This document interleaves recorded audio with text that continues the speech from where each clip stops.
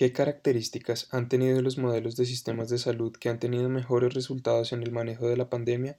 El siguiente video tiene como finalidad responder a esta pregunta, pero se reformulará para enfocarnos en estrategias de salud pública, quedando de la siguiente manera. ¿Qué estrategias de salud pública han mostrado mejores resultados en el control del COVID-19 en distintos sistemas de salud? La línea de investigación será la de salud pública y el tema será estrategias para el control de la pandemia por COVID-19. En diciembre de 2019, en la ciudad de Wuhan, en China Central, se reportaron los primeros casos de un grupo de personas enfermas de un tipo de neumonía desconocida. Se estableció como probable lugar de origen el Mercado Central de Animales Salvajes de Wuhan. Al cabo de días se confirmó la etiología como COVID-19 y a partir de marzo se comenzó a extender de forma exponencial por todo el mundo, hasta que el 11 de marzo del 2020 la OMS la reconoció como una pandemia global. Hasta el 22 de abril del 2020 se han reportado más de 2,6 millones de casos confirmados en 185 países, con más de 183.000 muertes. Para prevenir la expansión del virus, los gobiernos han impuesto cuarentenas y restricciones de viajes, cancelación de eventos y el cierre de establecimientos económicos y educativos, lo cual ha generado efectos socioeconómicos importantes. Se sabe que actualmente un tercio de la población mundial se encuentra aislada sin saber con certeza hasta cuándo todo volverá a la normalidad. Las estrategias de salud pública juegan un rol crucial durante una pandemia como la que estamos viviendo, ya que buscan proteger a sus ciudadanos, reduciendo tasas de infección y mortalidad, resultando en un menor impacto socioeconómico. Es por esto que evaluar las estrategias que se hacen en otros países pueden ser fundamentales al ser modelos para el contexto específico de cada sistema de salud. En cuanto a la estrategia de búsqueda de la literatura, se debía buscar publicaciones que hablaran sobre vigilancia, estrategias y políticas de mitigación y control en el contexto de salud pública de 7 países específicamente, por lo cual se utilizaron los siguientes términos mesh asociados a los términos booleanos mostrados.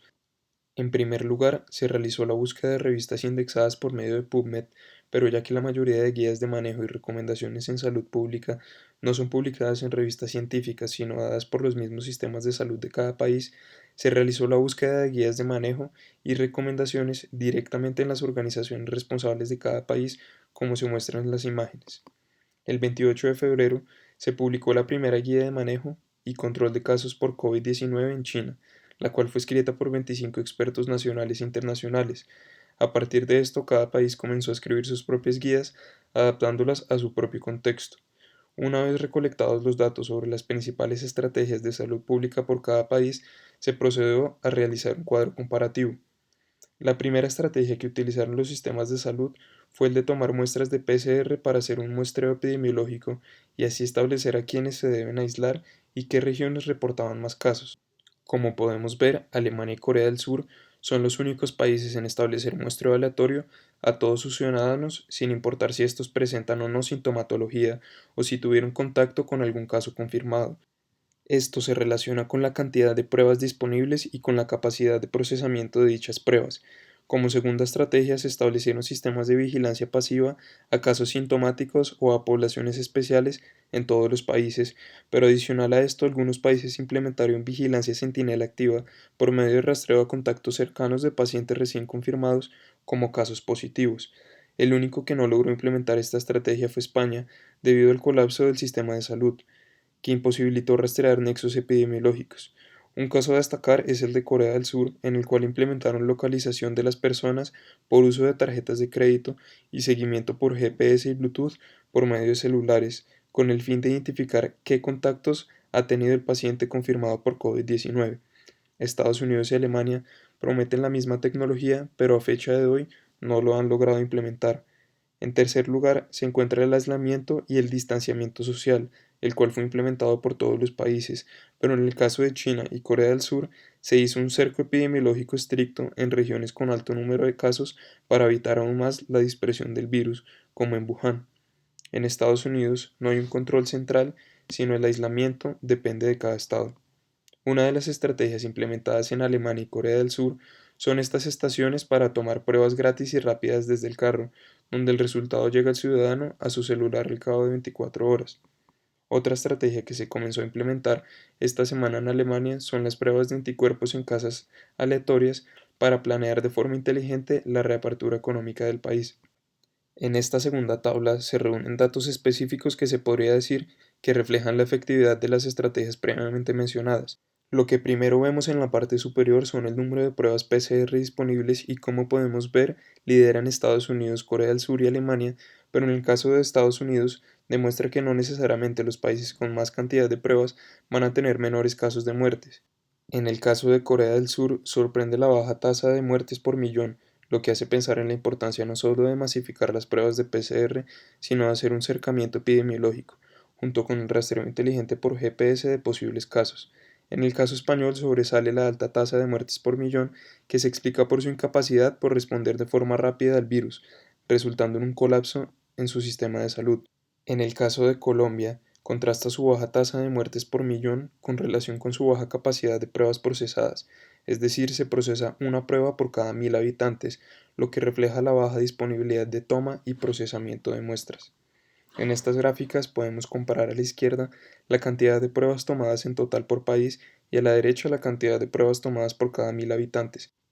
Esto evidencia la importancia de tener en cuenta la densidad poblacional de cada país, ya que vemos que Estados Unidos es el país con más pruebas tomadas, pero en relación con sus 330 millones de habitantes, vemos que toman 12 pruebas por cada 1000 habitantes, mientras que en Italia y Alemania duplican el número de pruebas por habitante. Después de realizar la comparación de las estrategias y de sus resultados parciales, vale la pena preguntarse si es útil hacer estas comparaciones. Todos queremos saber qué tan bien responde nuestro país frente al COVID-19 y suponemos que la mejor forma es comparándonos con los demás países. Parece lógico, pero tal vez no es la mejor forma si tenemos en cuenta las desigualdades políticas, económicas y o culturales de cada país. ¿Por qué puede que no sea útil? Al no existir consenso internacional para definir un caso confirmado, sistemas de salud confirman solo con síntomas y otros con prueba de PCR. Esto puede resultar en más o menos casos confirmados. Es también válido preguntarse si todos los países cuentan con los instrumentos necesarios para reportar sus casos o si bien estos reportan verdaderamente sus casos, como pasó recientemente en China, donde aumentó su tasa de muertos en un 50% en un día porque no habían reportado esos casos. Entonces, ¿podemos creer en los datos reportados de cada país? En cuanto a los sistemas de salud, la disponibilidad de camas y ventiladores en UCI cambia en cada país, al igual que la cantidad de pruebas disponibles, la rapidez y el costo de las mismas, que en países como Estados Unidos puede costar hasta $600 por prueba. También debemos comparar a quienes se les hacen las pruebas, si a toda la población de forma aleatoria como en Alemania y Corea del Sur, o solo a pacientes sintomáticos o a poblaciones especiales. Debemos también tener en cuenta los factores demográficos como la densidad poblacional, las comorbilidades y la edad promedio de los ciudadanos. Se sabe que en Europa la población es más vieja que en algunos países de América o África, lo que podría explicar sus altas tasas de mortalidad. Hay sistemas de salud que no tienen tampoco los recursos tecnológicos para implementar sistemas de vigilancia centinela estrictos y poder hacer un mapa serológico de sus ciudadanos. Entonces podríamos concluir que la utilidad de comparar los sistemas de salud es aprender sobre lo que están haciendo mejor los demás países, y hasta el momento se ha visto que es tomar muestras de forma masiva. Para terminar, sabemos que debemos aprender e implementar estrategias de otros países, pero adaptadas al contexto de cada sistema de salud. Por ahora, lo que sabemos que ha sido exitoso es hacer pruebas masivas, seguimiento activo y contención, y que probablemente el futuro estará en la vigilancia activa inteligente mediante GPS y la realización de pruebas de anticuerpos masivas que permita guiar cercos epidemiológicos y establecer quiénes deben seguir aislados y quiénes pueden retomar actividades, hasta que podamos disponer de vacunas o medicamentos.